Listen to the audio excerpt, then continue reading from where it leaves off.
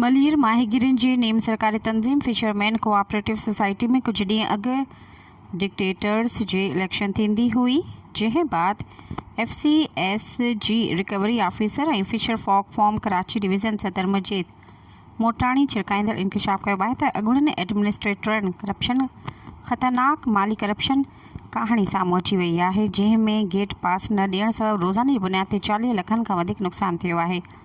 हिन वक़्तु FCS जो ख़ज़ानो ख़ाली आहे, जंहिं सबबि मुलाज़िमनि जूं पघारूं न मिली सघंदियूं आहिनि। गेट पास न ॾियण जे हर ॾींहुं 14 लख नुक़सानु असंदो आहे, जिते रोज़ानो ख़र्च 21 लख रुपया आहे। अहिड़ी सूरत रही त जून जुलाई ताईं बि पघारूं अदा न थी सघंदियूं। FCS रिकवरी ऑफिसर मैनेजर खे लिखियल ख़त चयो आहे त 2 महीननि खां मूं मिल मालिकनि जी अक्सरियत FCS गेट पास वठण खां इनकार करे छॾियो आहे। हिन वक़्तु इदारे खे सख़्त माली बहिरान जो शिकार थी वियो आहे।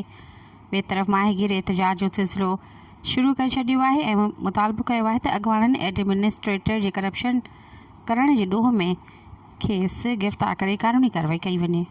सब्सक्राइब कयो अवामी न्यूज़ HD खे ऐं ताज़ा तरीन ख़बरुनि लाइ ॾिसंदा रहो अवामी न्यूज़ HD।